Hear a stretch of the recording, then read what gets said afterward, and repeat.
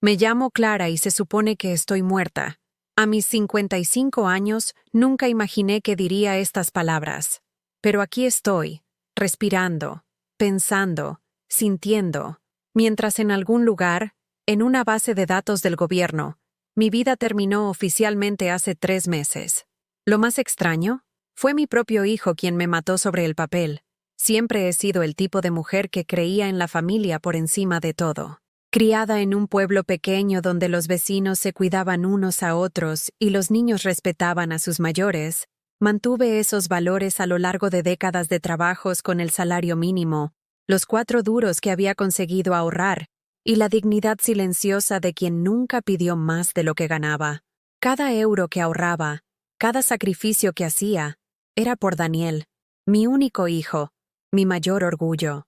La enfermedad respiratoria se apoderó de mí lentamente al principio, como la niebla que avanza desde el mar. Lo que comenzó como una falta de aire ocasional durante mis turnos en la fábrica textil, se convirtió en una tos persistente que no me abandonaba. Para cuando los médicos le pusieron nombre, enfermedad pulmonar obstructiva crónica, mis pulmones ya habían cedido la mayor parte de su fuerza a años de aire industrial y demasiados cigarrillos en mi juventud.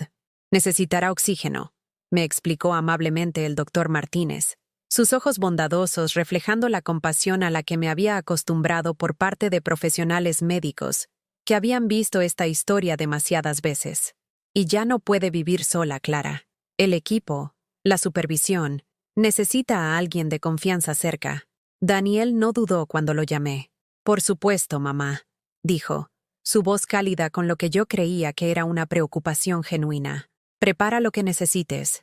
Te vienes a casa conmigo. Casa. La palabra sonaba como una promesa envuelta en amor. Después de 37 años viviendo de forma independiente, tomando mis propias decisiones y pagando mis propias facturas, la idea de depender de alguien me resultaba a la vez aterradora y extrañamente reconfortante.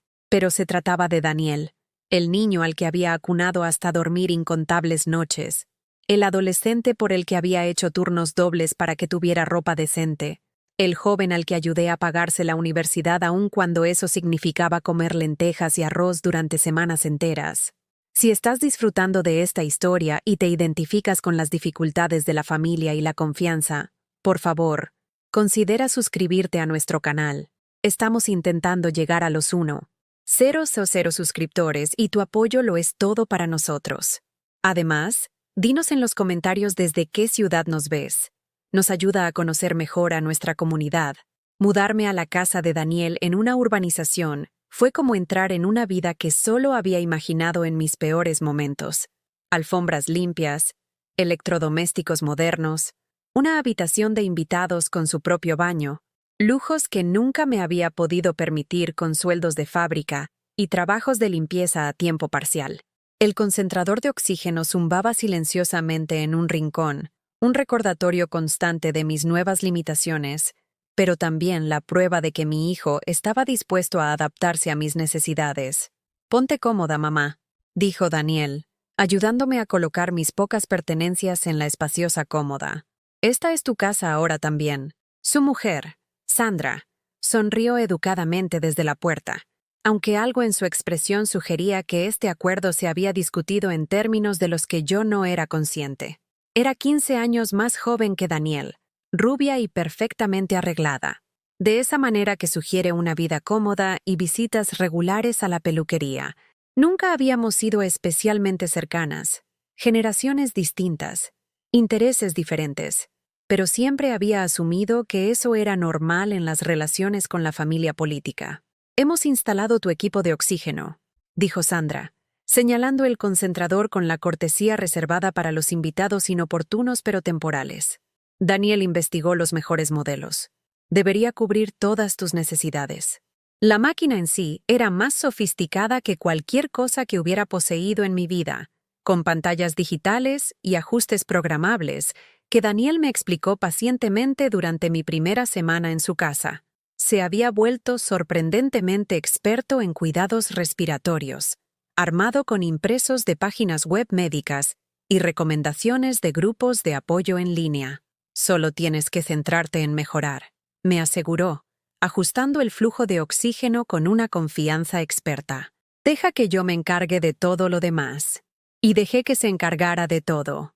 Del papeleo del seguro que llegaba en gruesos sobres de color manila, de las solicitudes de incapacidad que requerían firmas que apenas podía hacer entre tratamientos respiratorios, de las comunicaciones del fondo de pensiones, que parecían cada vez más complejas y oficiales.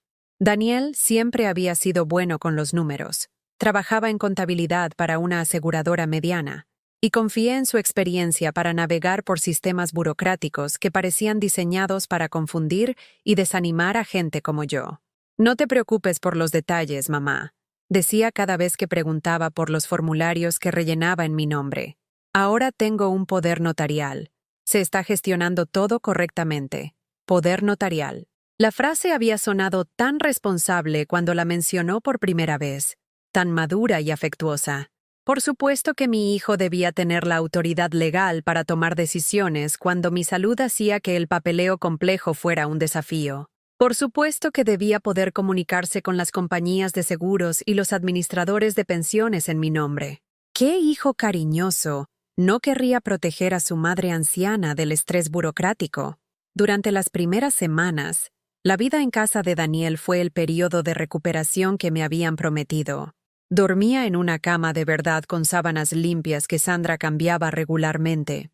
Comía platos preparados en una cocina llena de alimentos para los que no había tenido que hacer presupuesto, y pasaba los días leyendo libros de la biblioteca, mientras el concentrador de oxígeno me proporcionaba el soporte respiratorio constante que mis pulmones dañados requerían. Pero poco a poco, empecé a notar cosas. Pequeños detalles al principio. Conversaciones en susurros que se detenían cuando entraba en una habitación, correo dirigido a mí que Daniel recogía antes de que pudiera verlo, llamadas telefónicas que atendía en su despacho con la puerta cuidadosamente cerrada. Cuando preguntaba por estos detalles, sus explicaciones siempre eran razonables, siempre dadas con el tono paciente reservado para los familiares mayores de los que no se puede esperar que entiendan las complejas responsabilidades de los adultos. Cosas del seguro, mamá. Nada de lo que debas preocuparte. Solo papeleo de la pensión. Lo estoy gestionando. Sandra y yo estábamos hablando de los horarios de la casa. Cosas aburridas. El aislamiento se fue colando lentamente, como el agua que se filtra por grietas invisibles en los cimientos. Mis antiguos amigos del trabajo no tenían mi nuevo número de teléfono, y Daniel me aseguró que se lo comunicaría a todo el mundo cuando me sintiera más fuerte.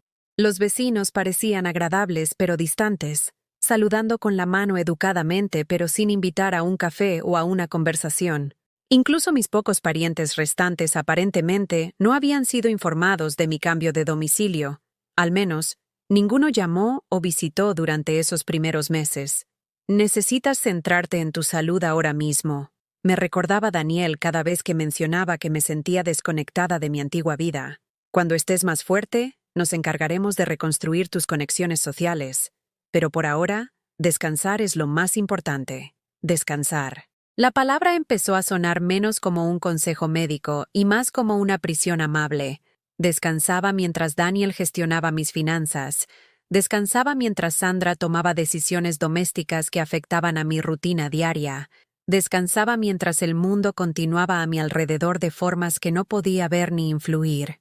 La bombona de oxígeno junto a mi cama se convirtió en algo más que un equipo médico.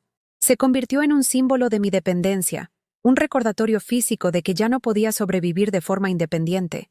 Cada aliento que tomaba era filtrado a través de una maquinaria que Daniel había investigado, comprado y mantenido. Incluso el aire que respiraba requería su aprobación y ayuda. Por la noche, cuando la casa estaba en silencio excepto por el zumbido constante del concentrador, a veces me preguntaba si así era como se suponía que debía ser envejecer. Esta desaparición gradual de tu propia vida. Esta lenta transformación de participante a dependiente. Pero algo en mi interior, una brasa terca de la mujer que había tenido 2 trabajos para criar a un hijo sola, me susurraba que esto no estaba bien. Simplemente, aún no sabía hasta qué punto estaba equivocada. Mañana descubriría que mi confianza había sido más peligrosa que mi enfermedad. La primera grieta en mi perfecta ilusión apareció un martes por la mañana, oculta en una conversación que no debía oír. Llevaba 2 meses viviendo con Daniel y Sandra cuando mi respiración empeoró. El concentrador de oxígeno, que había parecido una salvación, ahora se sentía apenas adecuado, e incluso tareas sencillas como caminar hasta el baño me dejaban sin aliento. El doctor Martínez había programado una cita para ajustar mi tratamiento, pero Daniel insistía en gestionar toda la comunicación con mi equipo médico. «No necesitas el estrés de tratar con los médicos ahora mismo, mamá», dijo, su voz con ese tono familiar de autoridad paciente al que me había acostumbrado. «Yo me encargaré de todo». Esa mañana, me desperté más temprano de lo habitual, con los pulmones luchando contra el aire húmedo que siempre empeoraba mi estado. La casa estaba en silencio, salvo por los sonidos familiares de Daniel preparándose para ir a trabajar, el café haciéndose, la ducha corriendo, la conversación apagada de las noticias de la mañana desde el televisor de la cocina. Necesitaba ir al baño, pero el tubo de oxígeno no era lo suficientemente largo para llegar desde mi habitación. Mover el concentrador portátil despertaría a Sandra, y había aprendido que perturbar su sueño provocaba una irritación sutil pero inconfundible que teñía todo el día. Así que me desconecté para el corto trayecto, conteniendo la respiración tanto como pude y moviéndome tan silenciosamente como mis pulmones comprometidos me permitían. Fue entonces cuando oí la voz de Daniel desde su despacho, hablando en el tono nítido y profesional que usaba para las llamadas de trabajo. Me detuve fuera de su puerta entreabierta, sin intención de escuchar a escondidas, pero incapaz de evitar oír unas palabras que me helaron la sangre en las venas. Sí, correcto. Clara Morrison, fallecida el 15 de marzo. El certificado de defunción ya debería estar en su sistema. Fallecida. La palabra me golpeó como un puñetazo, dejándome sin el poco aire que me quedaba. Apoyé la mano en la pared, segura de que había oído mal, de que mi cerebro, falto de oxígeno, me estaba jugando una mala pasada. Pero Daniel continuó hablando con la eficiencia casual de alguien que discute un papeleo rutinario. No se celebró ningún funeral. Era su deseo una cremación sencilla, un asunto familiar muy privado, ya sabe. Sentí que las piernas me flaqueaban, no por la falta de oxígeno, sino por la devastadora comprensión de que mi propio hijo estaba hablando de mi muerte como si fuera una transacción completada. Me acerqué más a la puerta, con el corazón latiendo tan fuerte que temí que pudiera oírlo. Las prestaciones de la pensión deberían transferirse según el beneficiario designado en el archivo. Tengo la documentación necesaria si necesitan verificar algo. Beneficiario. Transferir. Documentación. El lenguaje clínico no podía ocultar lo que estaba oyendo. Daniel estaba reclamando sistemáticamente mis prestaciones por fallecimiento, mientras yo estaba de pie, respirando, en su pasillo, dependiendo de su caridad y completamente inconsciente de mi propia inexistencia legal. Tropecé de vuelta a mi habitación, con la mente dando vueltas con preguntas que no tenían respuestas aceptables. ¿Cuánto tiempo llevaba planeando esto? ¿Qué otros aspectos de mi vida habían sido manipulados o eliminados sin mi conocimiento? Y lo más devastador, ¿cómo podía el niño por el que había sacrificado todo mirarme cada día mientras mantenía un engaño tan elaborado? El resto de la mañana transcurrió en una neblina de normalidad forzada que se sentía como actuar en una obra de teatro, donde yo era la única actriz que no conocía el guión. Daniel me besó en la frente antes de irse a trabajar, el mismo gesto tierno que había hecho cada día desde que me mudé, pero ahora se sentía como una burla del afecto que yo había creído genuino.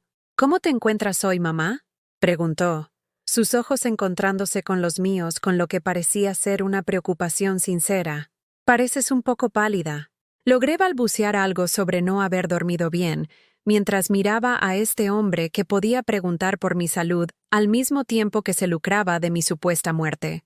La desconexión era tan profunda que parecía surrealista, como descubrir que la gravedad se había invertido mientras todos los demás seguían caminando normalmente por el techo. El comportamiento de Sandra empezó a tener más sentido en este nuevo contexto. Su distancia educada, su reticencia a incluirme en las decisiones de la casa, Su forma de hablar de planes futuros, como si mi presencia fuera temporal. Ella lo sabía. Por supuesto que lo sabía. Una esposa no permanece ignorante cuando su marido está cometiendo un fraude lo suficientemente grave como para implicar certificados de defunción falsificados y prestaciones de pensión robadas. Daniel mencionó que podrías estar sintiéndote peor últimamente, dijo Sandra durante la comida, su tono con la preocupación compasiva de alguien que habla de un paciente terminal. Quizás deberíamos hablar de hacer que estés más cómoda. Ya sabes, ajustar las expectativas sobre la recuperación, ajustar las expectativas, hacer que estuviera más cómoda. Los eufemismos que la gente usaba cuando pensaban que alguien se estaba muriendo, o cuando necesitaban que muriera según lo previsto. Empecé a prestar más atención a las conversaciones, a la forma en que Daniel y Sandra interactuaban cuando pensaban que estaba durmiendo la siesta o demasiado medicada para seguir discusiones complejas. Las referencias a «cuando todo esto acabe» y «una vez que superemos este período difícil» adquirieron nuevos y siniestros significados.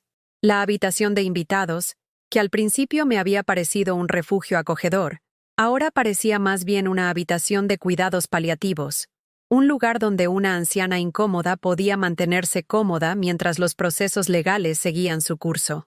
El aislamiento que había atribuido a mi enfermedad y a la mudanza se reveló ahora como algo más deliberado. Daniel, en efecto, había contactado con mis antiguos compañeros y parientes lejanos, pero no para darles mi nueva dirección. En cambio, les había informado de mi salud en declive y mi eventual fallecimiento, aceptando sus condolencias y sus promesas de recordarme con cariño. Toda mi red de apoyo había sido sistemáticamente cortada a través de mentiras cuidadosamente elaboradas, que presentaban a Daniel como un hijo afligido que lidiaba con la pérdida a su manera. Llamaron a algunas personas de tu antiguo trabajo, mencionó una noche, con una expresión apropiadamente solemne. Les dije que habías fallecido en paz. Querían que supieras lo mucho que significabas para ellos. La crueldad de aquello era sobrecogedora. No solo me estaba robando mi identidad y mi dinero, sino que también me estaba robando mis relaciones, mi oportunidad de despedirme de la gente que se había preocupado por mí, mi oportunidad de ser recordada como realmente era en lugar de la versión de mí que sirviera a sus propósitos. Peor aún fue darme cuenta de lo completamente que había facilitado mi propia desaparición. Cada formulario que había firmado sin leer con atención, cada poder notarial que había confiado en que él gestionaría correctamente, cada decisión que había delegado porque estaba demasiado cansada o enferma para manejar papeleo complejo, todo ello había sido utilizado para construir el marco legal de mi desaparición. La pensión que me había ganado a lo largo de 37 años de trabajo en la fábrica, las pequeñas prestaciones de la seguridad social que esperaba como base para una seguridad básica, la modesta cuenta de ahorros que había construido a través de décadas de presupuesto cuidadoso. Todo se estaba transfiriendo a Daniel como mi único heredero y beneficiario. El trabajo de mi vida estaba financiando su cómodo estilo de vida en la urbanización, mientras yo seguía dependiendo de su caridad para la supervivencia básica. Pero quizás el aspecto más devastador era la actuación de cariño que mantenía incluso después de que yo descubriera su engaño. Continuaba trayéndome los medicamentos recetados, continuaba ajustando mi equipo de oxígeno, continuaba preguntando por mi comodidad y bienestar. La preocupación parecía genuina, lo que la hacía aún más perturbadora. ¿Cómo podía alguien cuidar simultáneamente de tus necesidades físicas mientras destruía sistemáticamente tu existencia legal? Esa noche, acostada en la cama de invitados que se había convertido en mi mundo, escuchando el ritmo constante del concentrador mientras procesaba la magnitud de mi situación, me di cuenta de la verdad. Estaba legalmente muerta, pero físicamente dependiente de las personas que me habían matado sobre el papel. No tenía dinero, ni identidad oficial, ni forma de demostrar que existía a unas autoridades que, sin duda, asumirían que estaba confundida o delirando. La mascarilla de oxígeno sobre mi cara se sentía menos como una ayuda médica, y más como un símbolo de mi completa vulnerabilidad. Cada aliento que tomaba estaba controlado por un equipo comprado con dinero robado de mis propias cuentas. mantenido por un hijo que me necesitaba lo suficientemente viva como para evitar preguntas incómodas, pero lo suficientemente muerta como para acceder a mis prestaciones. Estaba atrapada en la prisión más sofisticada que se pueda imaginar, una en la que mis carceleros me proporcionaban cuidados médicos y comidas caseras mientras borraban lentamente todo rastro de mi existencia del mundo exterior. Pero incluso en mi momento más débil, algo dentro de mí se negaba a aceptar que así era como terminaría mi historia. Lo más difícil no fue descubrir que se suponía que estaba muerta, fue fingir estar viva mientras todos a mi alrededor actuaban como si ya me hubiera ido. En los días que siguieron a mi devastador descubrimiento, me convertí en un fantasma que deambulaba por mi propia existencia. Cada mañana, me despertaba legalmente fallecida pero físicamente presente, forzada a conversar con personas que sabían la verdad, pero continuaban la farsa con actuaciones dignas de un Goya en cuanto a cuidado y preocupación. «Buenos días, mamá», decía Daniel, trayéndome el desayuno en la bandeja que Sandra había designado para mis comidas. Comidas para alguien que no se suponía que existiera. «¿Qué tal has dormido? ¿Cómo duermes cuando has descubierto que tu propio hijo te ha borrado del mundo? ¿Cómo tragas comida comprada con dinero robado de tu propia pensión? ¿Cómo respondes a preguntas sobre tu salud de alguien que ya ha presentado tu certificado de defunción?» Lo intenté. Dios me ayude. Intenté encontrar explicaciones razonables. Quizás había entendido mal la conversación telefónica. Quizás Daniel estaba gestionando algún asunto complejo del seguro que solo sonaba siniestro para mi cerebro privado de oxígeno. Quizás mi salud deteriorada me estaba volviendo paranoica, desconfiada de las mismas personas que se estaban sacrificando para cuidarme. Pero las pruebas seguían acumulándose como la nieve en una ventisca, imposibles de ignorar o justificar. El correo que antes llegaba a nombre de Clara Morrison simplemente dejó de llegar. Cuando le pregunté a Daniel, me explicó con paciente amabilidad que había organizado un desvío de correspondencia para no molestarme con papeleo y facturas innecesarias. «No necesitas ese estrés ahora mismo, mamá. Yo me encargo de todo. Encargarse de todo». La frase se había convertido en su mantra, su explicación para cada aspecto de mi autonomía en desaparición. Se encargaba de mis citas médicas, de mis reclamaciones al seguro, de las comunicaciones de mi pensión, de mis obligaciones fiscales, encargándose de ello transfiriendo sistemáticamente todo de una mujer viva al beneficiario de una muerta. Empecé a prestar atención a las llamadas de Sandra con sus amigas, conversaciones que flotaban por la casa mientras ella asumía que yo estaba durmiendo la siesta o demasiado medicada para seguirlas.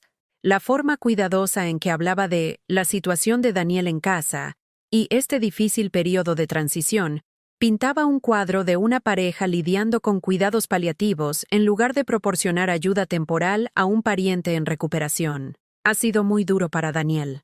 La oí decir a alguien una tarde mientras yo estaba sentada en el salón, supuestamente viendo la televisión, pero en realidad escuchando con una intensidad desesperada. Su madre ha empeorado muy rápido. Sabíamos que este día llegaría, pero sigue siendo devastador cuando pierdes a alguien que significaba tanto para la familia. Pierdes a alguien. Significaba tanto. Todo en pasado. Dicho sobre una mujer que estaba sentada a 6 metros de distancia respirando a través de una cánula de oxígeno, pero por lo demás muy viva y cada vez más consciente de su propia obsolescencia programada. La constatación más aplastante fue lo fácil que había sido desaparecida de mi propia vida. Daniel había contactado a mi antiguo supervisor en la fábrica textil, agradeciéndole la tarjeta de condolencias y las flores que aparentemente habían enviado para reconocer mi fallecimiento. Había hablado con mi casero para vaciar mi antiguo piso, donando mis pertenencias a la caridad como correspondía a alguien que había muerto con bienes mínimos y sin deseos específicos sobre sus posesiones. Toda mi vida adulta, 37 años de acumulación cuidadosa, modestos tesoros, necesidades prácticas, se había reducido a donaciones y desechos sin mi conocimiento ni consentimiento.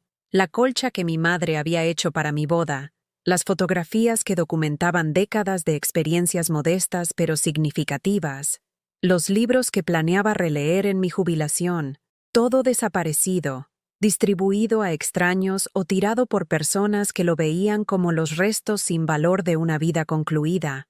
¿Guardamos algunas cosas que pensamos que tenían valor sentimental?, mencionó Sandra durante uno de sus cada vez más raros intentos de conversación. Algunas fotografías, una joya. Daniel quería asegurarse de que conserváramos recuerdos de ti, de su madre, recuerdos de mí.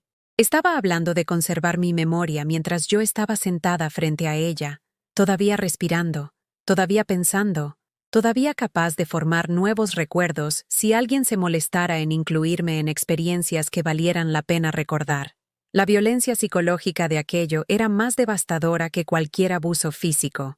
Intenté contactar con el mundo exterior, demostrar mi existencia a alguien que pudiera ayudarme a reclamar mi identidad. Pero cada intento revelaba nuevos aspectos de mi eliminación sistemática. El teléfono de la habitación de invitados estaba conectado, pero cuando intenté llamar al consultorio de mi antiguo médico, descubrí que mi historial de paciente había sido cerrado debido a mi fallecimiento. La recepcionista ofreció sus condolencias a quienquiera que llamara en nombre de la difunta Clara Morrison, y cuando intenté explicar que yo era Clara Morrison, muy viva y necesitada de atención médica, su tono cambió a la cortesía reservada para las personas que llaman confundidas o delirantes. Señora, voy a necesitar que hable con un familiar o cuidador sobre este asunto. Nuestros registros indican que la señora Morrison falleció hace varios meses.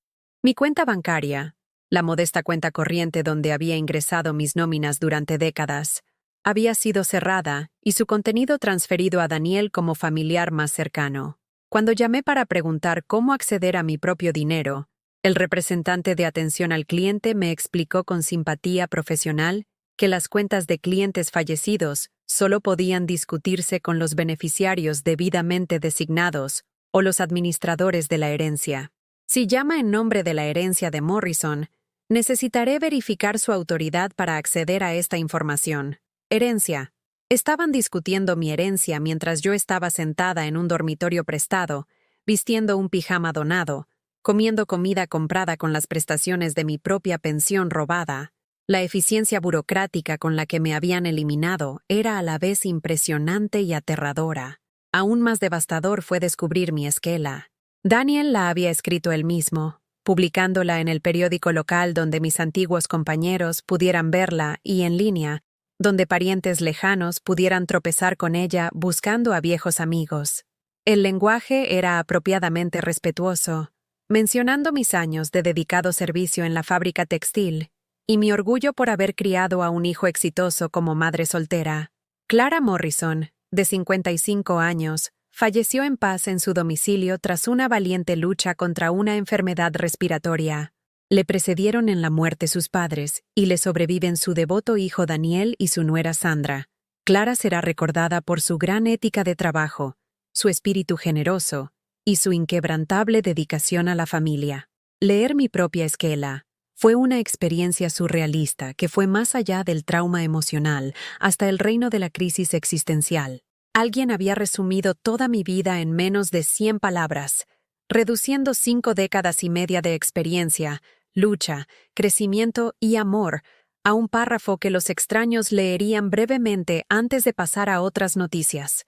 Pero lo que más dolía era lo precisa que era, cómo captaba perfectamente a la mujer que había sido, dedicada al trabajo, orgullosa de mi hijo, generosa incluso cuando no podía permitirme la generosidad. Daniel me conocía lo suficientemente bien como para escribir una esquela que mis antiguos compañeros leerían y reconocerían como auténtica. Entendía mis valores, mis prioridades, mis simples esperanzas sobre cómo sería recordada.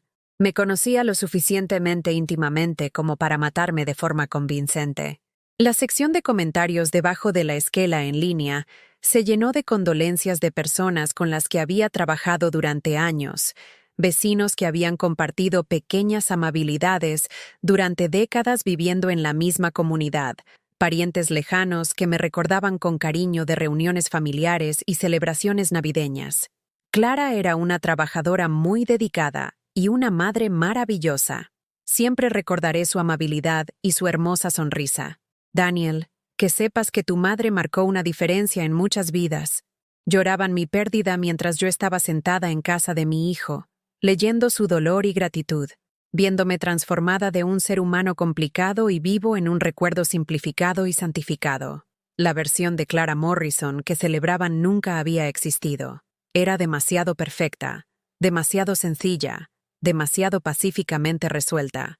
Pero la verdadera Clara Morrison, con sus miedos, sus defectos y su desesperado deseo de sobrevivir a esta traición, había dejado de existir de cualquier manera que importara al mundo fuera de la puerta de Daniel.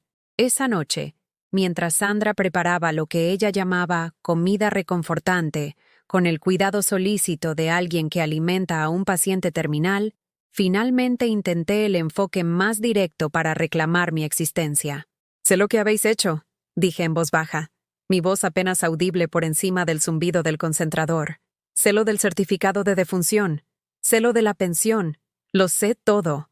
El movimiento de Sandra al remover se detuvo en seco. Por un instante, su expresión cuidadosamente mantenida de preocupación parpadeó y se convirtió en algo más duro, más calculador. Luego dejó la cuchara y me miró con lo que parecía ser una tristeza genuina. «Oh, Clara», dijo, su voz cargada de una compasión condescendiente. «Sé que esto es confuso. A veces los medicamentos pueden causar desorientación, alucinaciones. Daniel mencionó que el doctor Martínez advirtió que esto podría pasar a medida que tu enfermedad progrese. Alucinaciones, desorientación, efectos secundarios de la medicación. Mi realidad estaba siendo reformulada como síntomas de un deterioro de la capacidad mental, mis percepciones precisas descartadas como los desvaríos confusos de una mujer moribunda cuyo cerebro ya no procesaba la información correctamente. «No estoy confundida», insistí, aunque mi voz sonaba débil incluso para mis propios oídos. Oí a Daniel por teléfono. Sé lo que le dijo a la compañía de seguros. «¿Sabes?», continuó Sandra, sentándose a mi lado con la autoridad amable de una enfermera que calma a un paciente agitado. «Quizás deberíamos hablar con Daniel sobre ajustar tu medicación para el dolor. Si estás teniendo pensamientos angustiosos o creencias extrañas, hay formas de hacer que estés más cómoda. Más cómoda». El eufemismo se había convertido en una amenaza. Comodidad significaba sedación, significaba ser medicada hasta la sumisión, significaba perder incluso la conciencia mínima que me permitía entender lo que me estaban haciendo. Estaba desapareciendo. Una dosis a la vez, un documento falsificado a la vez, una mentira compasiva a la vez, pero algo en lo profundo de mi pecho, más profundo que mis pulmones dañados, más fuerte que mi cuerpo debilitado, todavía ardía con la furia obstinada de alguien que se negaba a morir según lo previsto. Llega un momento en cada traición en el que dejas de luchar contra la verdad y empiezas a ahogarte en ella. Después de mi enfrentamiento con Sandra, todo cambió. No de forma dramática. Daniel y Sandra eran demasiado inteligentes para la crueldad obvia. En cambio, los cambios llegaron en pequeñas dosis, como un veneno administrado por alguien que entiende que una muerte súbita levanta sospechas, mientras que un declive gradual parece natural. Mis medicamentos matutinos aumentaron. El doctor Martínez ajustó tus recetas, explicó Daniel, ofreciéndome pastillas que nunca había visto junto a mis tratamientos respiratorios habituales. Cree que estas ayudarán con tu ansiedad y confusión. Has estado teniendo algunos episodios preocupantes últimamente. Episodios preocupantes. Así llamaban a mi percepción precisa de la realidad. Las pastillas hacían que todo se viera borroso. Mis pensamientos se movían como un jarabe espeso, y las conversaciones parecían ocurrir bajo el agua. Pero lo peor de todo es que dejó de importarme tanto la injusticia de mi situación. Los filos de mi ira se suavizaron hasta convertirse en una resignación sorda, y la necesidad ardiente de exponer su engaño se desvaneció en algo que se sentía casi como aceptación. «Pareces más tranquila ahora», observó Sandra una tarde, ajustando mi manta con el tierno cuidado de quien atiende a una mascota querida. Más asentada, como el sedimento que se deposita en el fondo del agua estancada. El aislamiento se volvió absoluto durante este periodo. Daniel instaló nuevas cerraduras en puertas a las que antes podía acceder, explicando que era por mi seguridad, ya que los medicamentos me hacían inestable. El teléfono de mi habitación desarrolló problemas de conexión que, de alguna manera, solo afectaban a las llamadas salientes.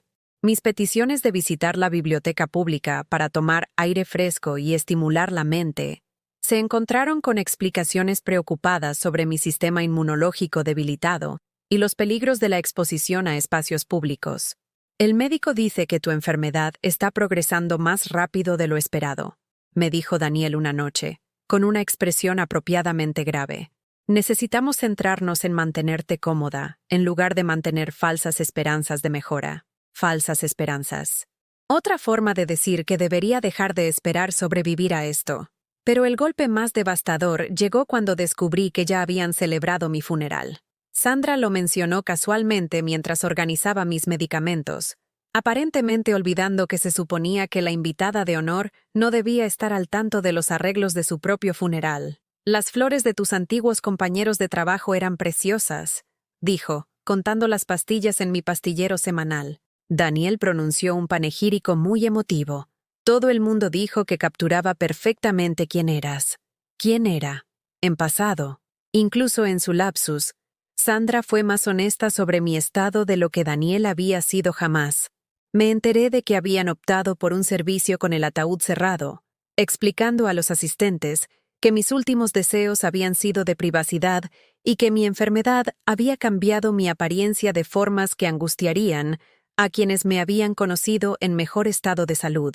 Decenas de personas que se habían preocupado por mí se habían reunido para compartir recuerdos y ofrecer consuelo a mi afligido hijo, sin saber nunca que la mujer por la que lloraban estaba sentada en una habitación de invitados a 20 kilómetros de distancia, siendo lentamente medicada hacia la conformidad con su propia eliminación.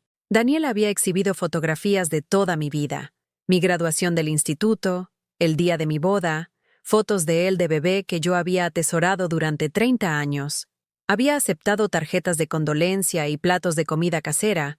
Había estrechado la mano de antiguos compañeros que expresaban su admiración por la forma en que había criado a un hijo tan devoto. Había desempeñado el papel de hijo desconsolado de manera tan convincente que nadie cuestionó la ausencia de mi cuerpo, ni se preguntó por qué nunca habían sido invitados a visitarme durante mi enfermedad final. El libro de condolencias de mi funeral se convirtió en el arma más cruel de Sandra. Me lo trajo a la habitación una tarde, presentándolo con la solemne reverencia reservada a los objetos sagrados. Pensamos que te gustaría ver lo mucho que significabas para la gente, dijo, abriendo el libro para revelar página tras página de mensajes escritos a mano por amigos, compañeros y conocidos que se habían tomado el tiempo de honrar mi memoria. Leer los mensajes de pésame destinados a mi propio funeral fue una experiencia que trascendió el dolor ordinario. No eran solo expresiones de simpatía, eran comunicaciones finales de personas que creían que nunca tendrían otra oportunidad de decirme lo que había significado para ellas. Clara siempre tenía una sonrisa para todos, incluso en sus peores días. Nunca olvidaré cómo me ayudó cuando mi marido estuvo en el hospital. Trabajaba más duro que nadie y nunca se quejaba. Un verdadero ejemplo de dignidad y fortaleza. Daniel, tu madre te crió bien.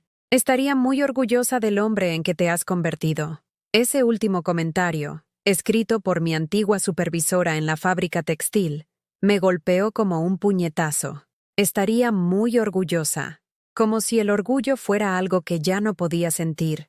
Como si mis opiniones sobre el carácter de Daniel se hubieran vuelto irrelevantes, porque la muerte supuestamente había puesto fin a mi capacidad de juicio. Pero la entrada más devastadora provino de la señora Carmen, mi vecina anciana de mi antiguo edificio. Con una letra temblorosa que hablaba de manos artríticas y vista cansada, había escrito: Clara fue la hija que nunca tuve. Venía a verme todos los días y nunca me dejó sentir sola. No sé cómo me las arreglaré sin su amabilidad. La señora Carmen había dependido de mí para pequeñas ayudas diarias, recoger recetas, traer la compra, proporcionar el contacto humano que evitaba que el aislamiento se convirtiera en desesperación. Ahora estaba sola, creyendo que su fuente de apoyo más fiable había muerto y la había dejado para navegar la vejez sin respaldo.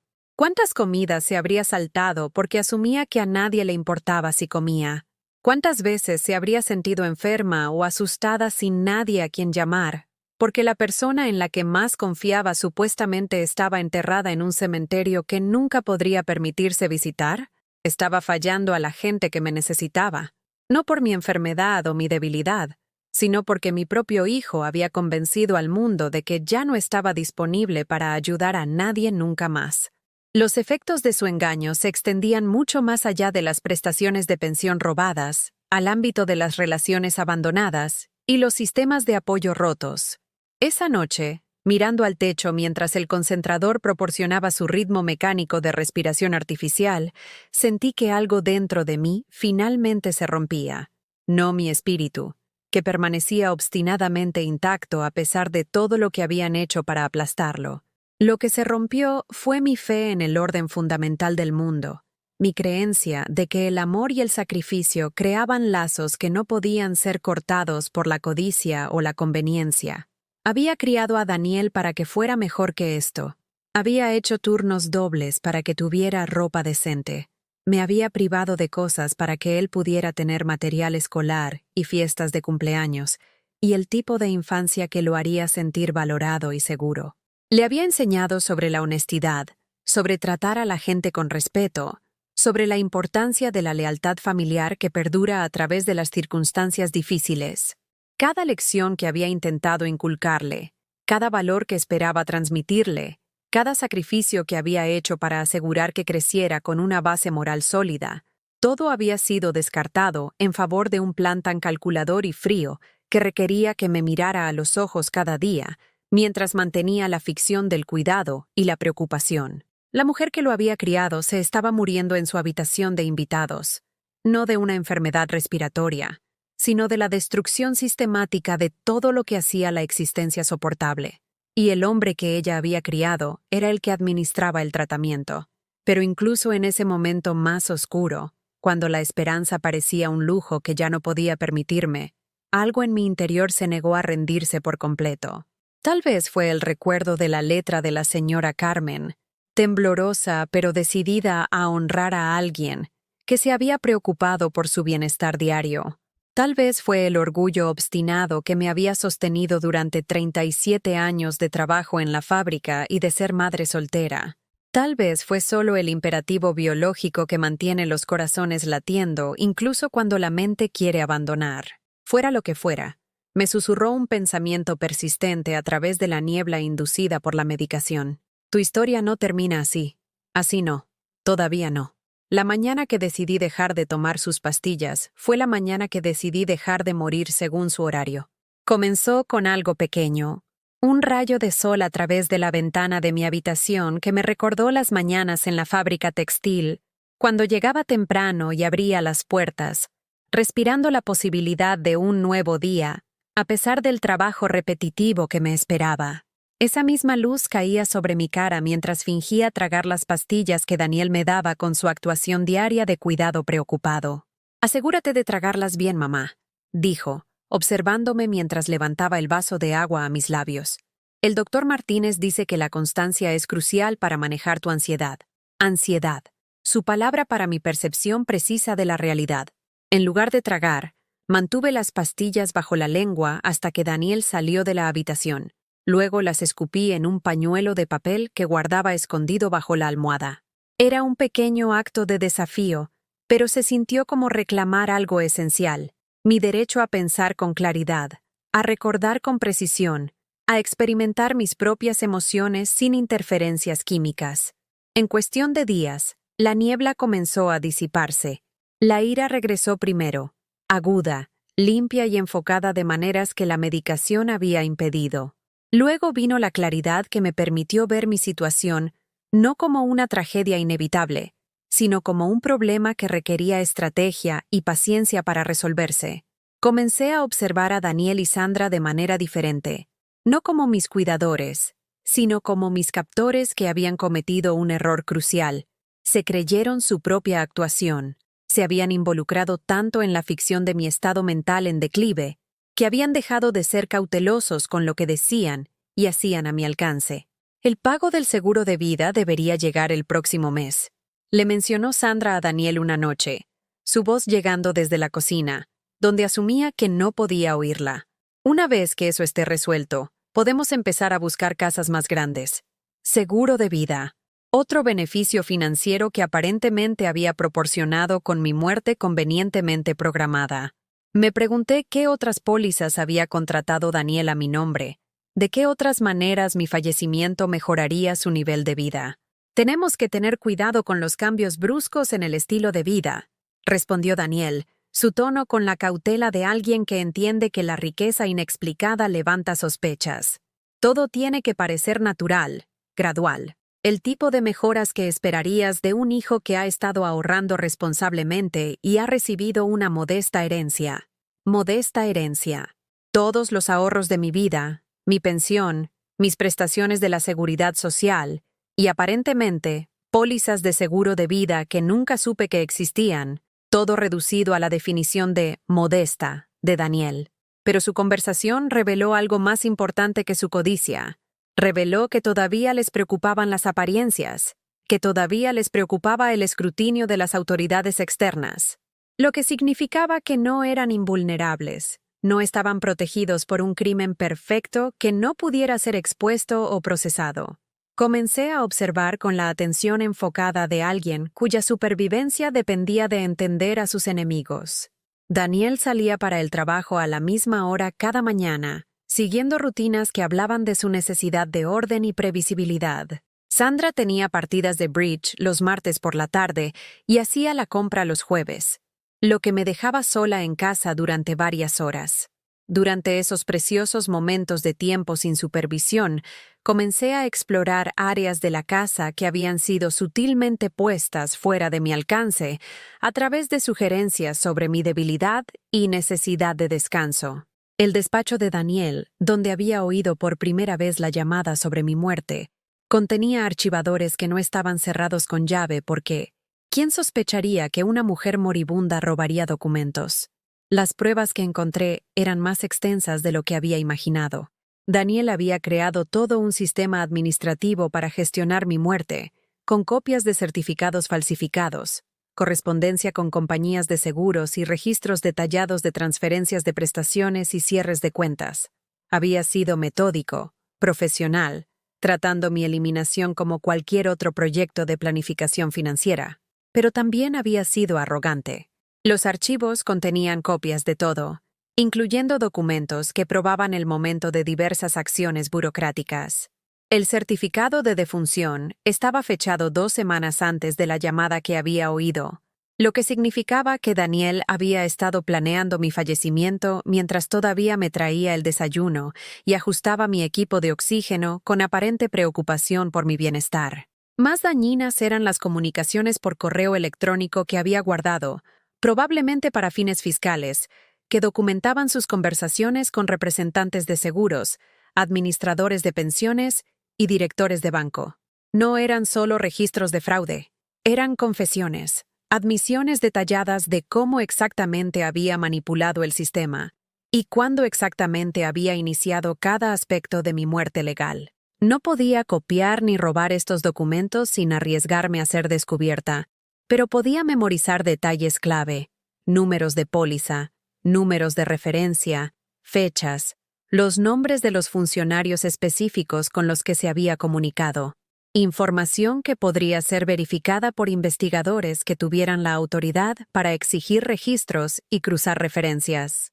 El descubrimiento más devastador fue una nota manuscrita con la cuidada letra de Daniel, metida entre las pólizas de seguro como un marcapáginas. Era una cronología, trazando la progresión de mi supuesta enfermedad y muerte con precisión clínica. Mamá se muda. Enero. Establecer dependencia médica.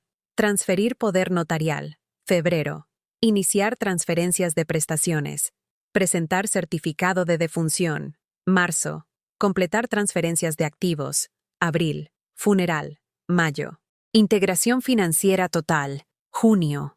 Estaba leyendo el cronograma de mi propio asesinato, planeado con meses de antelación con la eficiencia de alguien que había investigado los requisitos legales y los procesos burocráticos involucrados en heredar de un progenitor fallecido. La nota incluso incluía planes de contingencia para lo que Daniel llamaba gestión de períodos difíciles, que ahora entendía que significaba el aumento de la medicación cada vez que mostraba signos de conciencia o resistencia. Pero al final de la cronología, en el margen junto a junio, Daniel había escrito algo que me heló la sangre. Resolver complicaciones restantes. Complicaciones restantes. En eso me había convertido en su plan cuidadosamente orquestado. No su madre, no un ser humano merecedor de vida y dignidad, sino un problema logístico que requería una resolución. Y dado el contexto de todo lo demás que había descubierto, resolución claramente no implicaba mi supervivencia continuada. La cronología sugería que tenía semanas, tal vez días, antes de que Daniel decidiera que mantenerme viva se había vuelto demasiado arriesgado o demasiado caro para justificarlo. Cualquier método que hubiera elegido para mi eliminación final tendría que parecer natural, consistente con mi supuesta enfermedad terminal, algo que cerraría el expediente permanentemente, sin levantar preguntas sobre el momento o la causa. Esa noche, acostada en la cama con mi colección oculta de pastillas sin tragar creciendo bajo mi almohada, me di cuenta de que no tenía más remedio que convertirme en alguien que nunca había sido antes, despiadada, estratégica y completamente comprometida con mi propia supervivencia, sin importar lo que les costara a las personas que me habían traicionado. La mujer que había criado a Daniel con amor y sacrificio se había ido, asesinada por su codicia tan seguramente como si hubiera usado violencia física. La mujer que quedaba había sido forjada por la traición en algo más duro y más enfocado. Todavía amaba al niño que había sido, pero no sentía nada más que una fría determinación cuando pensaba en el hombre en que se había convertido. Ya no quería venganza. Quería una resurrección. Pasé mis días de muerta aprendiendo a vivir de nuevo, una pieza de evidencia cuidadosamente documentada a la vez. La primera persona que me vio de verdad en meses fue la señora Pilar, la vecina que vivía al otro lado de la calle. La había observado desde mi ventana, una mujer mayor que cuidaba su jardín con la dedicación de alguien que entendía que los pequeños actos de creación eran actos de resistencia contra la entropía y la desesperación. Un jueves por la mañana, cuando Sandra se fue a hacer la compra, logré desconectar mi bombona de oxígeno el tiempo suficiente para caminar hasta la puerta principal. La señora Pilar estaba podando sus rosales, y cuando levantó la vista y me vio, su expresión cambió de un cortés reconocimiento vecinal a un sobresalto de reconocimiento. «Cielo santo», dijo, dejando sus tijeras de podar y caminando hacia el límite que separaba nuestras parcelas. «Usted debe ser la madre de Daniel. Creía que... Bueno, había oído que usted había... ¿Fallecido?» Terminé por ella, mi voz ronca por semanas de susurros. Sí, yo también lo oí. El rostro de la señora Pilar pasó por varias expresiones: confusión, preocupación y, finalmente, una especie de cautela sabia que sugería que había vivido lo suficiente como para reconocer cuando algo no cuadraba. «¿Está usted bien, querida? Parece que necesita ayuda». Esas simples palabras, «parece que necesita ayuda», casi rompieron mi compostura cuidadosamente mantenida. ¿Cuándo fue la última vez que alguien me preguntó qué necesitaba en lugar de decirme qué era lo mejor para mí? «Necesito que alguien sepa que estoy viva», dije, la verdad saliendo a borbotones antes de que pudiera calcular los riesgos. «Necesito que alguien que no sea Daniel o Sandra me vea, que recuerde que existo». La señora Pilar miró hacia la casa de Daniel, luego de nuevo a mi cara con la aguda evaluación de alguien que había aprendido a leer entre líneas. «¿Por qué no viene a tomar un té esta tarde? Cuando su hijo llegue del trabajo, nos sentaremos junto a mi ventana delantera, donde todo el mundo pueda vernos». Una mujer inteligente. Entendió instintivamente que la visibilidad era protección, que los testigos eran un seguro contra las personas que preferían operar en las sombras. Ese té de la tarde se convirtió en mi salvavidas hacia el mundo exterior. La señora Pilar no hizo preguntas indiscretas. No exigió explicaciones que no podía dar de forma segura. En cambio, me trató como a una persona viva con opiniones y preferencias, ofreciéndome opciones sobre todo, desde qué silla preferiría hasta qué tipo de galletas me podrían gustar. «Perdí a mi marido hace 3 años», me dijo, sirviendo té en tazas de porcelana que obviamente habían sido regalos de boda de otra época. La gente no paraba de decirme lo que necesitaba, lo que sería mejor para mí. A veces, lo más amable que puedes hacer por alguien es simplemente dejarle ser quien es, en lugar de quien tú crees que debería ser. Durante esa primera visita, mencioné casualmente que había estado teniendo problemas con la entrega de mi correo, que documentos importantes parecían perderse. La señora Pilar se ofreció a dejarme usar su dirección para cualquier cosa urgente, una sugerencia que se sintió como si me lanzaran una cuerda mientras me ahogaba. «Mi buzón está justo ahí en la acera», dijo, señalando la caja metálica azul que estaba a solo 50 metros de la puerta de Daniel. «Si necesita que le entreguen algo donde pueda estar segura de recibirlo personalmente, solo tiene que decírmelo». Durante las semanas siguientes, establecí una rutina. Los martes y jueves por la tarde, cuando Sandra estaba ausente de forma fiable, visitaba a la señora Pilar para tomar el té y conversar. Estas visitas tenían múltiples propósitos. Me proporcionaban un testigo de mi existencia continuada, me daban acceso a canales de comunicación que Daniel no podía monitorear, y me permitían comenzar a documentar mi situación con alguien que podía corroborar mi historia.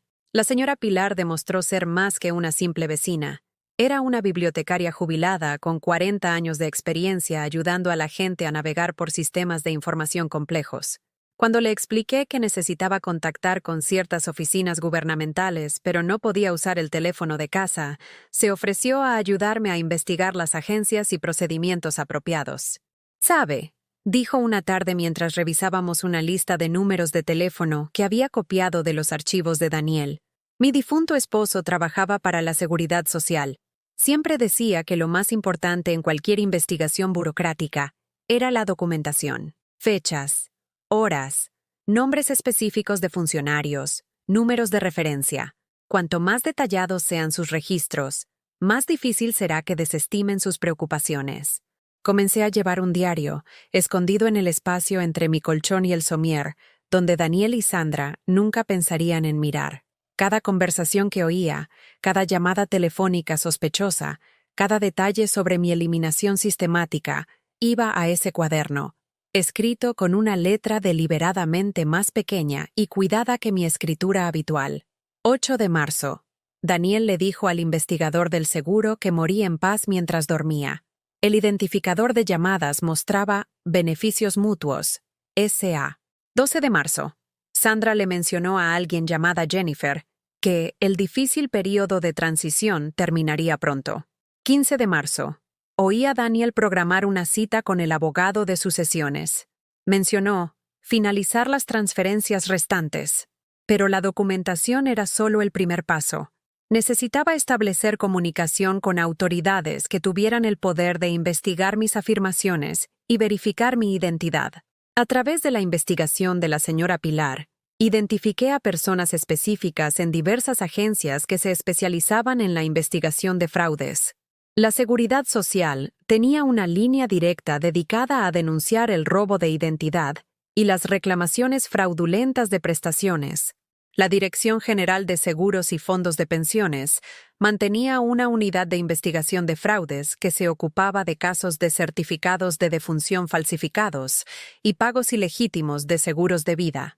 Incluso la Policía Nacional tenía una brigada de delitos económicos que se ocupaba de casos de abuso a mayores y explotación familiar. Hacer esos contactos iniciales requería una planificación cuidadosa. No podía llamar desde la casa de Daniel, y no podía reunirme con investigadores en una dirección donde Daniel pudiera descubrir mis actividades.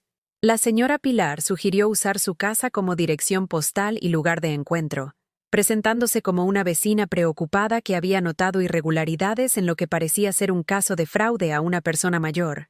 La primera respuesta llegó de María González, una trabajadora social de los servicios sociales de la comunidad autónoma. Su carta, entregada en casa de la señora Pilar, buzón de la señora Pilar, era profesionalmente cautelosa, pero indicaba un interés genuino en investigar mi situación. Basado en su informe inicial, escribió: «Este caso presenta varias características consistentes con el abuso económico a personas mayores. Si la presunta víctima está efectivamente viva y es capaz de comunicarse de forma independiente, Nos gustaría programar una entrevista confidencial para documentar sus preocupaciones y evaluar su seguridad. Una entrevista confidencial. Documentación oficial de mis preocupaciones. Evaluación de mi seguridad. Por primera vez en meses, sentí la posibilidad de que alguien con autoridad real pudiera tomarse en serio mi situación. Pero la carta también contenía una advertencia que me heló la sangre.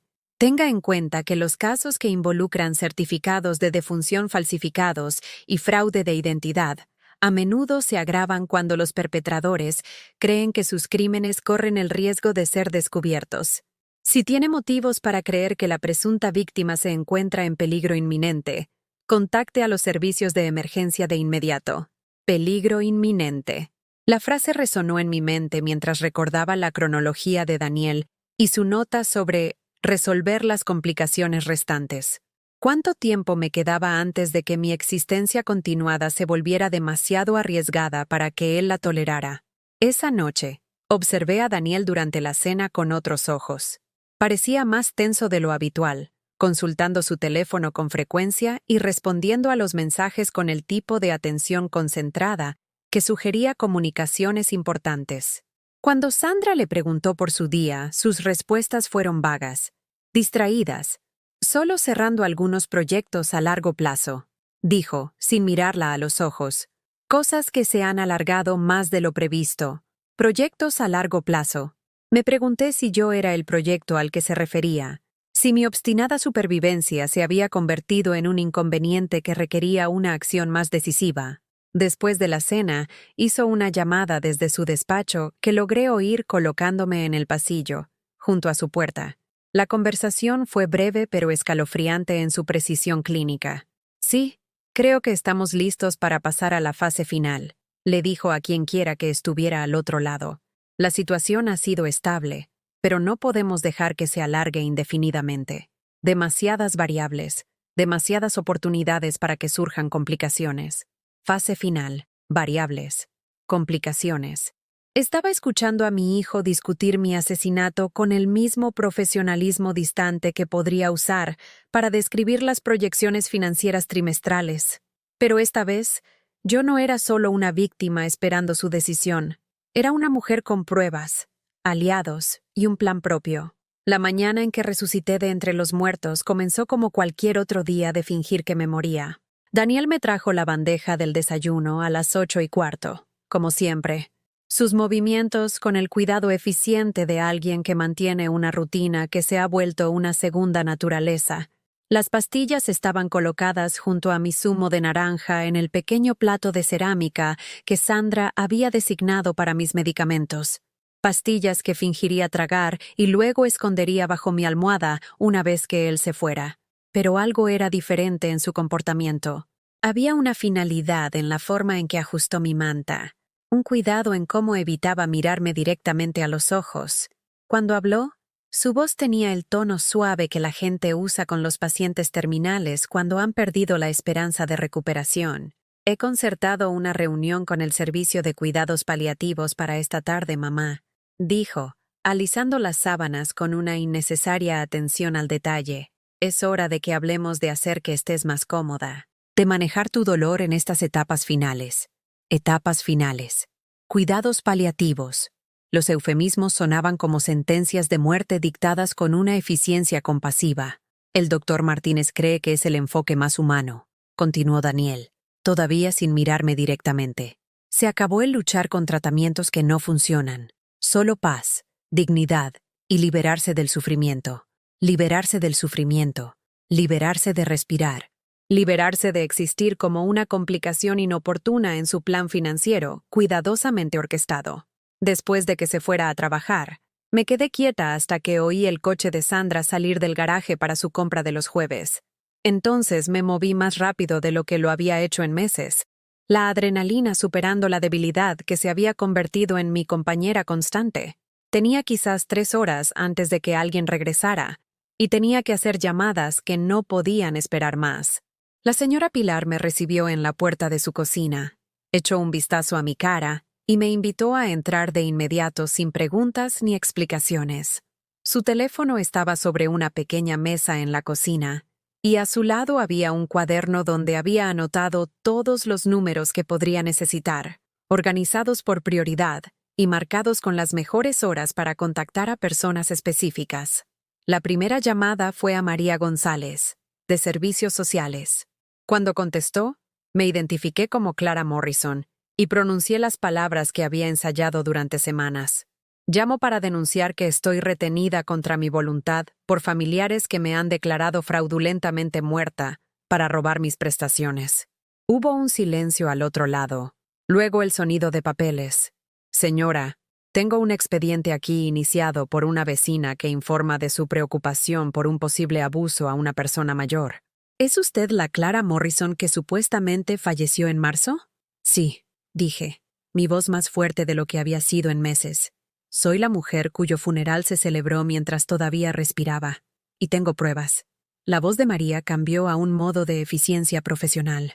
Señora Morrison, voy a necesitar que se quede exactamente donde está. No regrese a casa de su hijo. No contacte con él ni con su esposa, y no abandone el lugar desde donde está llamando. Voy a enviar un equipo de inmediato, y vamos a documentarlo todo. La segunda llamada fue a la inspectora Sara Jiménez, de la Brigada de Delitos Económicos. Esperaba mi llamada basándose en informes preliminares, y su respuesta fue rápida y decisiva. Señora Morrison, hemos estado construyendo un caso con las pruebas que proporcionó su vecina, pero necesitábamos verificar su identidad y obtener su testimonio directo. ¿Cuándo puede reunirse con los inspectores? Ahora mismo, dije.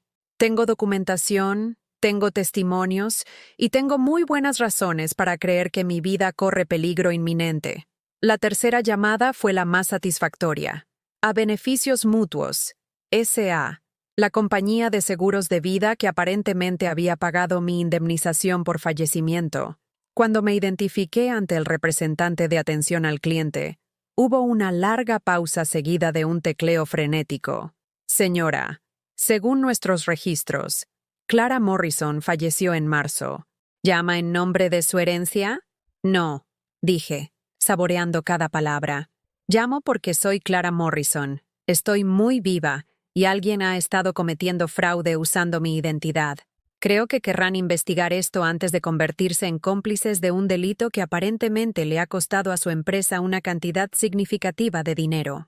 Para cuando Sandra regresó de la compra, la casa de la señora Pilar se había transformado en un centro de mando. Los servicios sociales habían llegado primero, seguidos por 2 inspectores de la Brigada de Delitos Económicos, y luego un representante de la Fiscalía especializado en fraude de seguros. Me senté en el salón de la señora Pilar, rodeada de funcionarios que me trataban como una persona cuya historia importaba, cuya supervivencia era importante, cuyos derechos habían sido violados de maneras que exigían consecuencias legales. Por primera vez en meses, me sentí más que un problema a gestionar. Me sentí como un ser humano cuya dignidad merecía protección. La inspectora Jiménez extendió fotografías sobre la mesa de centro de la señora Pilar, copias de mi certificado de defunción falsificado, registros bancarios que mostraban la transferencia de mis cuentas, documentos del seguro que autorizaban los pagos de prestaciones a Daniel como mi beneficiario. Cada prueba representaba otro aspecto de mi eliminación sistemática, pero ahora eran pruebas de delitos en lugar de engaños exitosos. Señora Morrison, dijo la inspectora Jiménez, mirándome con el respeto reservado a los testigos creíbles en lugar de a los pacientes confusos. Este es uno de los casos de fraude de identidad y abuso a mayores mejor documentados que hemos visto. Su hijo no solo le robó su dinero, creó una realidad completamente falsa y la mantuvo durante meses mientras usted vivía en su casa. La trabajadora social de servicios sociales estaba documentando mi estado físico, fotografiando los frascos de medicamentos que había traído de casa de Daniel, grabando mi testimonio sobre las pastillas que me habían obligado a tomar y el aislamiento que había soportado. Cada detalle se estaba conservando como prueba de abuso, negligencia y explotación sistemática. Pero el momento más importante llegó cuando María González hizo la pregunta que había estado esperando oír durante meses. Señora Morrison, ¿qué quiere que suceda ahora? ¿Cómo sería la justicia para usted? Justicia, La palabra sonaba extraña después de tanto tiempo creyendo que era imposible. Quiero recuperar mi vida, dije. Quiero que se restablezca mi identidad, que se reabran mis cuentas, que se me devuelvan mis prestaciones. Quiero que la gente sepa que sobreviví a esto, que no soy la víctima que intentaron que fuera. ¿Y su hijo?, preguntó la inspectora Jiménez. ¿Qué consecuencias cree que son apropiadas para alguien que cometió un fraude de esta magnitud? Pensé en Daniel de niño, en los sacrificios que había hecho para criarlo, en el amor que una vez pareció inquebrantable entre nosotros. Luego pensé en su cronología, en sus planes para resolver las complicaciones restantes, en su disposición a dejarme morir antes que enfrentar las consecuencias de sus crímenes. Quiero que se le procese con todo el peso de la ley, dije, mi voz clara y segura. No solo robó dinero, robó mi existencia, mis relaciones, mi dignidad. Hizo que la gente que me quería llorara mi muerte, que creyeran que me habían perdido para siempre. Eso no es solo fraude, es una crueldad a una escala que merece consecuencias serias. A las 4:30 de esa tarde, observé desde la ventana delantera de la señora Pilar cómo los coches de policía rodeaban la casa de Daniel. Lo vi salir esposado, con el rostro pálido por la conmoción al darse cuenta de que su engaño cuidadosamente construido se había derrumbado por completo. Sandra lo siguió en un segundo coche, llorando y gesticulando frenéticamente mientras los agentes le leían sus derechos y le comunicaban los cargos. Los vecinos, que nunca habían sabido que yo existía, salieron de sus casas para ver el drama. La señora Pilar estaba a mi lado, su mano apoyada en mi hombro, mientras observábamos el momento en que el mundo de Daniel se desmoronaba con la misma precisión sistemática que él había usado para desmantelar el mío. ¿Qué se siente?, preguntó la señora Pilar en voz baja. ¿Al ver a alguien descubrir que su víctima se negó a permanecer muerta? Sonreí, respirando libremente por primera vez en meses. Se siente como una resurrección. 6 meses después, estaba legalmente viva de nuevo, pero lo más importante, finalmente, estaba viviendo. La sala del juzgado estaba llena de gente que pensé que me había olvidado. Antiguos compañeros de la fábrica textil, vecinos de mi antiguo edificio, incluso la señora Carmen, la del piso de enfrente, que había escrito esa nota desgarradora en el libro de condolencias de mi funeral. Cuando se corrió la voz de que Clara Morrison había resucitado de entre los muertos para testificar contra su propio hijo, la historia captó una atención que fue mucho más allá de las noticias locales. Daniel estaba sentado en el banquillo de los acusados con un traje que probablemente yo había ayudado a pagar, su abogado susurrándole instrucciones urgentes mientras él miraba al suelo. Sandra estaba sentada entre el público detrás de él, su pelo perfectamente peinado ahora mostrando las raíces grises, su ropa de marca reemplazada por el atuendo práctico de alguien cuyo cómodo estilo de vida se había evaporado de la noche a la mañana. La fiscal, una mujer llamada Elena Vargas, especializada en delitos económicos, había construido su caso en torno a la cronología que yo había descubierto en el despacho de Daniel. Cada documento, cada llamada telefónica, cada transferencia de fondos se presentó como prueba de una conspiración tan calculada y cruel que conmocionó incluso a los profesionales del derecho más experimentados. Señoras y señores del jurado popular, dijo durante los alegatos iniciales, este no es solo un caso sobre dinero robado. Se trata de un hijo que miraba a su madre a los ojos cada mañana mientras cobraba las prestaciones de su supuesta muerte. Se trata de una tortura psicológica sistemática disfrazada de cuidado médico. Cuando llegó mi turno de testificar, caminé hasta el estrado de los testigos sin ayuda de oxígeno por primera vez en más de un año. Mi enfermedad respiratoria había mejorado drásticamente una vez que dejé de tomar los medicamentos de Daniel, y aunque todavía necesitaba tratamiento, ya no era la mujer moribunda en la que él había convencido a todos que me había convertido. Señora Morrison, preguntó la fiscal, ¿puede decirle al tribunal qué sintió al leer su propia esquela? Miré directamente a Daniel mientras respondía. Sentí como si viera a alguien enterrar una versión de mí que nunca había existido, demasiado perfecta, demasiado pacífica, demasiado agradecida a un hijo que nunca me había dado ninguna razón para estar agradecida. La defensa intentó pintarme como una anciana confundida, sugiriendo que mi enfermedad respiratoria había afectado mi capacidad mental y que Daniel había actuado por una preocupación genuina por mi bienestar. Pero las pruebas eran demasiado abrumadoras, demasiado bien documentadas, demasiado claramente premeditadas para sostener su narrativa. El jurado popular deliberó menos de 4 horas. Cuando regresaron, el portavoz se puso en pie y pronunció los veredictos sobre 12 cargos distintos: fraude de identidad, estafa a los seguros, maltrato a persona mayor, apropiación indebida, falsedad documental y asociación ilícita. Culpable de todos los cargos. La vista para la sentencia de Daniel se celebró 3 semanas después. La jueza, una mujer de unos 60 años que claramente había visto suficientes casos de explotación familiar como para sentirse personalmente ofendida por pronunció una declaración que se sintió como una reivindicación por cada momento de impotencia que había soportado. Señor Morrison, dijo, mirando a Daniel con un asco indisimulado, usted no solo robó el dinero de su madre, le robó su existencia, sus relaciones, su dignidad y casi su vida.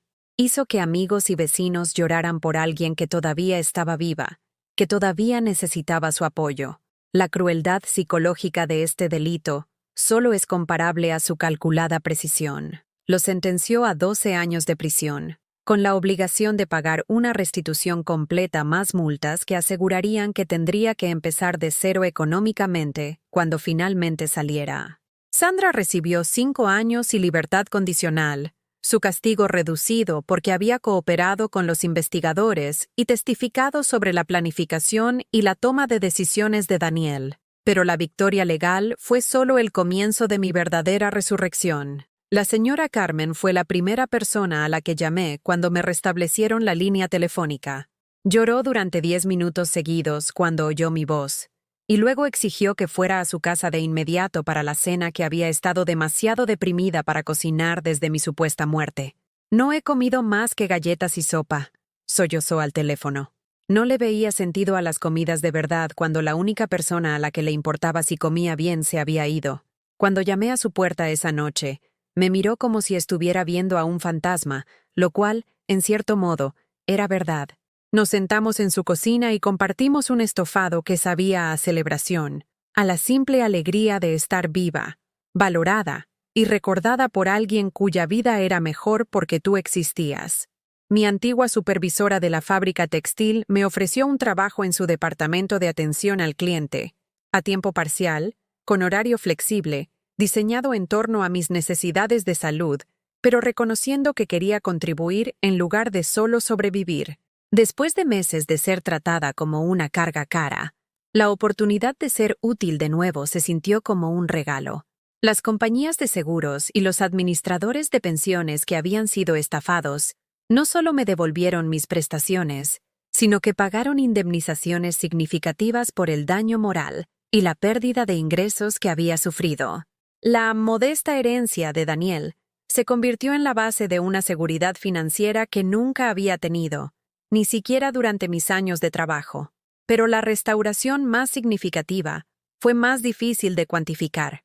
La gente empezó a incluirme de nuevo en sus vidas, invitándome a reuniones de vecinos, pidiendo mi opinión sobre asuntos de la comunidad, tratándome como alguien cuya perspectiva y experiencia tenían valor. Ya no solo estaba sobreviviendo, estaba participando. La señora Pilar y yo nos hicimos verdaderas amigas, unidas por la experiencia de ver a la justicia triunfar sobre una crueldad cuidadosamente orquestada. Me ayudó a encontrar un pequeño apartamento cerca de su casa, lo suficientemente cerca para el té diario, pero lo suficientemente independiente, como para demostrar que podía manejar mi propia vida de nuevo. ¿Sabes qué es lo que más admiro de lo que hiciste? Me preguntó una tarde mientras estábamos sentadas en su jardín, viendo sus rosas florecer bajo el sol de primavera. No solo sobreviviste a la traición, la transformaste en algo que te hizo más fuerte. 6 meses después de la sentencia de Daniel, recibí una carta de los servicios sociales preguntándome si estaría dispuesta a hablar con otras víctimas de abuso a mayores, a compartir mi historia como prueba de que incluso las situaciones más desesperadas podían revertirse con coraje y el apoyo adecuado. Dije que sí, por supuesto, porque había aprendido que sobrevivir a la traición no es suficiente. Tienes que usar esa supervivencia para ayudar a otros que todavía están atrapados en circunstancias que parecen imposibles de escapar. La primera mujer a la que aconsejé se llamaba Dolores, de 73 años, cuyo nieto le había estado robando la pensión, mientras la convencía de que estaba demasiado confundida para manejar sus propias finanzas. Me recordó a mí misma en aquellos meses oscuros, creyendo que era impotente, aceptando explicaciones que no tenían sentido, desapareciendo gradualmente de su propia vida.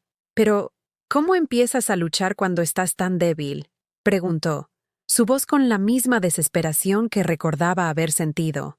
Empiezas por negarte a tomar sus pastillas, le dije, compartiendo el pequeño acto de rebelión que había iniciado mi propia resurrección. Empiezas por recordar que estar enferma no significa ser tonta, y ser dependiente no significa no tener poder. 3 meses después, Dolores llamó para decirme que su nieto había sido arrestado y que le habían devuelto sus prestaciones.